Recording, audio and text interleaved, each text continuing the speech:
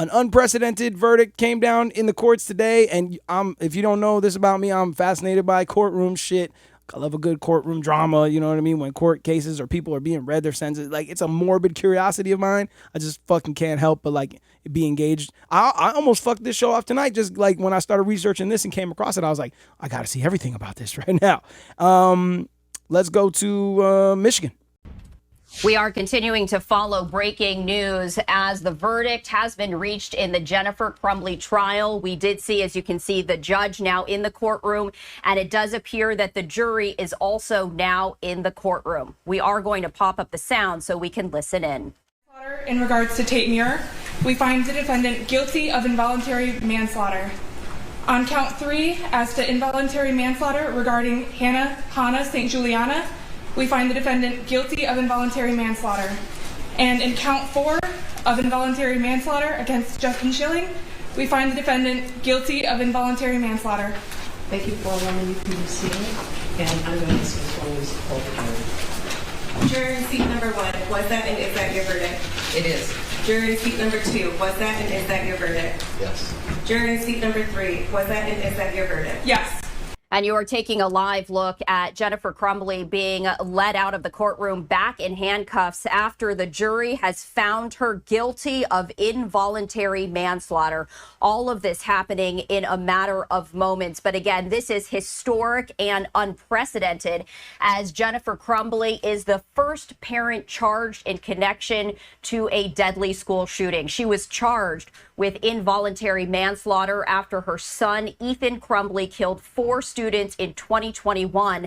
And again, this entire case centering around whether a parent can be held responsible. The jury has found her held responsible for her actions or perhaps inactions in connection to her son's mass school shooting. And you can see that the prosecution is shaking hands with a number of individuals in the audience. This was a very emotional trial, again, as we have heard testimony from a number of staff members as well as other individuals. And again, prosecutors had argued Jennifer Crumbley failed to get her son Ethan help for his mental health and also allowed him access to a gun and ammunition inside their home. Again, this is the very first time a parent has been charged in their child's mass school shooting. Get the fuck out of here. Ooh, I don't know about this one. Already I'm feeling weird. I feel naked now without music at all. I'd almost rather have the last one where it was just the same beat the whole time rather than no music. I have to like edit music back in for the show. So if you're hearing this show after it's been broadcast live, you probably hear music. But like for everyone who's listening live, it's just me. And it's just like lonely in here without the music. So anyway, hey, this one is, I don't know. I see you in the chat talking about poor Jennifer. I don't know. You may not know all the facts of the case. I don't know if I'm quick to jump on the poor Jennifer train. You know what I'm saying? She bought her son a gun at 15 years old. And why? Get the fuck out of here. Why a 15-year-old need a gun? I guess I'm cut from a different cloth. I'm not a big gun person, all right? I'm not anti-gun, but I'm definitely not like super pro-gun either. I'm not big on guns, man. I just don't fuck with guns like that. So I don't does a 15-year-old need to own a gun? And then like apparently in the story, like they were saying like that basically the kid was exhibiting like mental health issues, saying he was hallucinating, thought the house was haunted, was seeing shit. And then they were like, well, okay, little, what was his name? I forget his name now.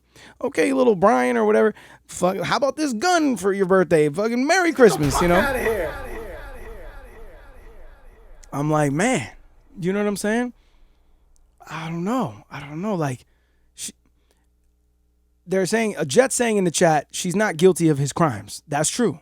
His crime is murder. His crime is premeditated murder. She just got tried for involuntary manslaughter. You got to look it up. That's a difference. There's a difference there.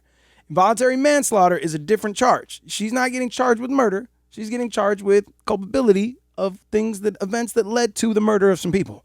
And I don't know if I can argue against it. I do agree that this will open up like a crazy, like this is going to be crazy because there are a lot of mass shooting situations where I do feel the parents were not fully to blame. You know what I mean? Like, I don't think every time a kid goes ape shit, they're like, it's the parents. You know, like, I do think sometimes kids just get radicalized by external forces, and the parents do seem to be doing all they could do. Kids get the gun from somewhere else. Like, you know what I mean? There's many cases where I don't feel you could blame the parent or the parents. But this one, I was a little bit iffy on it. I don't know. We'll see what kind of info comes out when they try the dad, because they're trying the parents separately, and the dad is going to get tried after the mom. But now I'm like, well, shit, the mom's guilty. It's almost like a done deal for the dad. No, how does the dad get off? You know what I mean? Like, I feel like the dad's fucked. I don't know. So yeah, I don't know. This one is going to open up some worms. She hasn't been sentenced yet, so we don't know what kind of situation she's going to get. She's 45 years old. She was charged with 4 counts of involuntary manslaughter, 1 for each of the victims in the attack at Oxford High School, which was back in November 2021. Her son, who was 15 at the time, his name's Ethan. I was close with Brian. His name's Ethan. He's 17 now, and he pleaded guilty as an adult to murder, terrorism, and other crimes, and was sentenced in December to life in prison without parole at 15, which is fucking crazy. Get the fuck out of here. That's insane. Okay, here's what she faces. She faces up to 15 years in prison per count and remains held on bond. She'll be sentenced on April 9th. So what do you guys think? You guys think that, if do you think a parent can be held responsible for the actions of a child in a situation like this? I guess in general, can you hold a parent responsible for the actions of a child? I mean, and the kid is 15. The kid's not 6, the kid is a teenager. That's going to be, I don't know, that's a tricky one. I would love to know what you guys think. Let me know in the chat. Yeah, that's a tough one, man. I don't know.